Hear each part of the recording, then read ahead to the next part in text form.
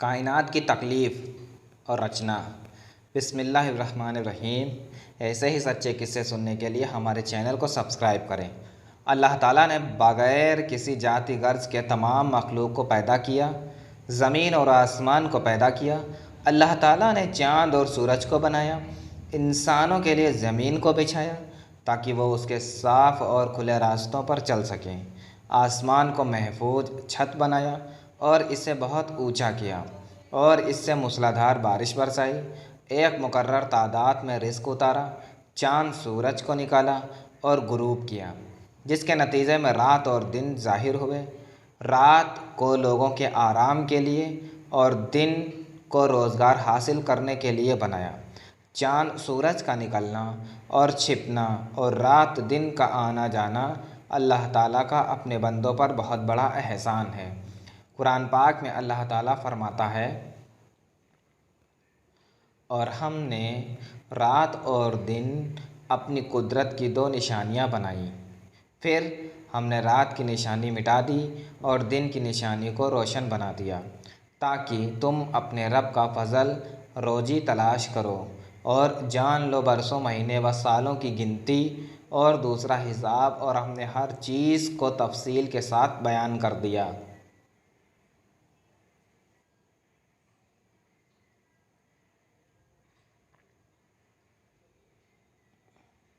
سورہ بنی اسرائیل آیت 12۔ وہی ہے جس نے سورج کو جگمگاتا ہوا بنایا اور چاند کو روشن اور اس کے لیے منزلیں مقرر کی تاکہ تم برسوں سالوں کی گنتی اور حساب جان لو۔ اللہ نے اسے پیدا نہیں کیا مگر حق کے ساتھ اپنی قدرت کی نشانیاں واضح کھول کھول کر پیش فرماتا ہے۔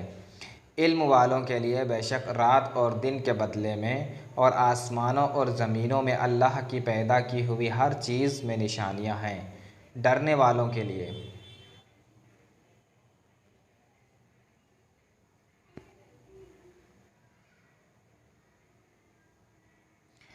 سورہ یونس آیت نمبر 5 سے 6۔ ان آیات سے یہ ثابت ہوا ہے کہ یہ سب چیزیں یعنی زمین، آسمان، سورج، چاند، ستارے، دریا، پہاڑ، سمندر، رات، دن، وقت اور زمانے وغیرہ کو اللہ نے پیدا کیا۔ یہ سب اللہ کی مخلوق ہے، یعنی اس کی بنائی ہوئی یا پیدا کی ہوئی چیزیں ہیں، اور یہ حدیث ہے، یعنی پہلے نہیں تھی، بعد میں اللہ نے پیدا کی۔ زمانہ، زمانہ دن اور رات کی گھڑیوں اور چاند سورج کا اپنی دھرو پر چکر لگانے کا نام ہے۔ زمانہ فنا ہونے والی چیز ہے اور اس کو فنا کرنے والا اللہ تعالیٰ ہی ہے جس نے تمام چیزوں کو پیدا کیا ہے۔ اللہ تعالیٰ فرماتا ہے،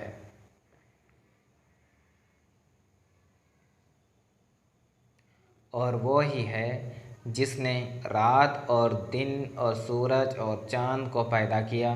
چاند اور سورج ہر ایک اپنے مدار کچھا میں تیر رہے ہیں۔ سورہ الانبیاء آیت 33۔ اور اللہ تعالیٰ ارشاد فرماتا ہے کہ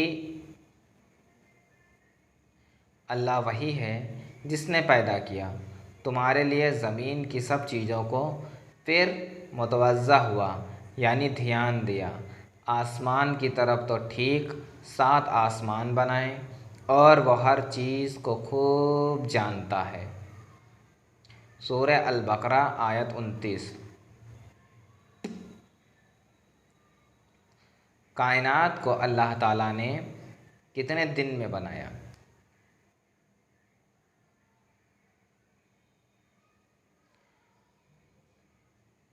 قرآن پاک میں اللہ تعالیٰ نے ارشاد فرماتے ہیں کہا کہ فرمائے یہاں یقیناً تم ضرور کفر کرتے ہو اس اللہ کے ساتھ جس نے 2 دن میں زمین بنائی اور تم اس کے لیے شریک ٹھہراتے ہو۔ یہ ہے عظمت والا پروردگار سارے جہانوں کا، اور زمین میں اس کے اوپر سے بھاری پہاڑوں کو گاڑ دیا اور اس میں بہت برکت فرمائی اور ایک اندازے پر رکھ دی، اس میں اس کے رہنے والوں کی غذائیں 4 دن میں جو برابر ہیں۔ طلب کرنے والوں کے لیے پھر کثرت ارادہ فرمایا آسمان کی طرف اور وہ دھواں تھا، تو اس کو اور زمین کو فرمایا کہ دونوں حاضر ہو جاؤ، خوشی سے یا ناخوشی سے۔ دونوں نے کہا ہم حاضر ہوئے خوشی سے، تو انہیں پورے 7 آسمان بنا دیا 2 دن میں، اور ہر آسمان میں اسی آسمان سے متعلق کاموں کو حکم بھیجا، اور ہم نے دنیا کے آسمان کو تاروں سے مزین فرمایا یعنی سجا دیا اور اسے محفوظ کر دیا۔ یہ اندازہ مقرر کیا ہوا ہے بڑے زبردست بڑے علم والے کا۔ سورہ حم میم سجدہ آیت 9 سے 12۔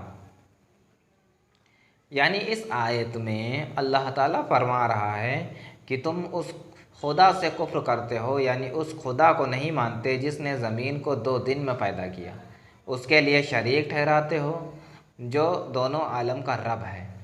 اس سے یہ بھی معلوم ہوا کہ پہلے زمین کو بنایا اور پھر آسمان کو بنایا۔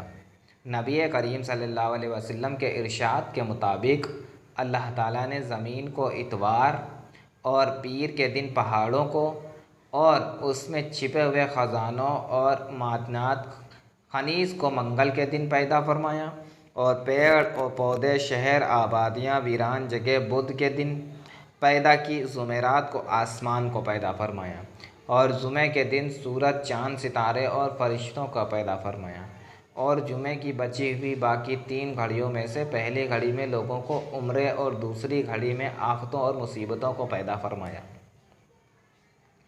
تیسری اور آخری گھڑی میں آدم علیہ السلام کو پیدا فرمایا، ان کو جنت میں رہائش عطا کی، اور پھر فرشتوں کو سجدے کا حکم دیا۔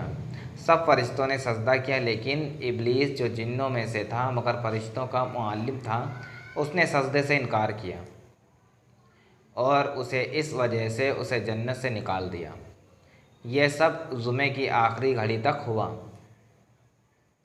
زمین اور آسمان کو بنانے کے بارے میں بہت سی آیات بنائی گئی ہیں، لیکن اب ہم اس سلسلے کو آگے بڑھاتے ہوئے اپنے اصلی مقصد کی طرف آتے ہیں جس کی وجہ سے یہ تمام کائنات بنائی گئی ہے۔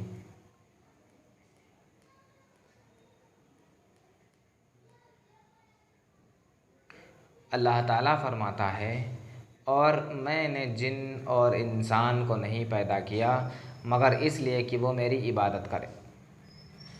میں ان سے کچھ رزق طلب نہیں کرتا اور نہ ہی چاہتا کہ مجھے کھانا دے، بے شک اللہ ہی بڑا رازق بڑی قوت والا زبردست ہے۔ سورہ الذاریات آیت 56 سے 58۔ یعنی زمین اور آسمان اور یعنی تمام نعمتوں انسانوں کے لیے پیدا کی گئی، اور یہ اللہ تعالیٰ کا اپنے بندوں پر بہت بڑا احسان ہے۔ جب بندہ شکر گزاری کرتا ہے تو اللہ تعالیٰ انعاموں کو اور بڑھا دیتا ہے۔ خود قرآن کریم میں اللہ نے وعدہ فرمایا ہے کہ یاد رکھو کہ اگر شکر گزار بنو گے تو میں تم کو اور زیادہ دوں گا، اور اگر میری نعمتوں کا شکر ادا نہیں کرو گے تو میری سزا بہت سخت ہے۔ اللہ تعالیٰ نے دنیا میں بہت سے نبی اور رسول بھیجے جنہوں نے اپنی قوم کی عبادت کی طرف بلایا اور ایک اللہ کی عبادت کرنے کو کہا۔ کچھ لوگ ان پر ایمان لائے اور ان کی بتائی ہوئی باتوں پر عمل کیا اور اللہ کے شکر گزار بندوں میں شامل ہوئے۔ اللہ نے ان کو اپنے وعدوں کے مطابق دنیا اور آخرت دونوں کی نعمتوں عطا کی، لیکن کچھ لوگوں نے اپنے نبیوں کو جھٹلایا اور اپنی شرکاشی پر ڈٹے رہے، بت پرستی کرتے رہے، اور ان کو دردناک عذاب نے آ گھیرا، جس میں قوم نوح، قوم عاد اور قوم ثمود وغیرہ کا ذکر قرآن پاک میں کیا گیا ہے۔ انشاءاللہ آگے ہم نبیوں، ان کی قوموں اور ان کے زمانے کے حالات کو بیان کریں گے۔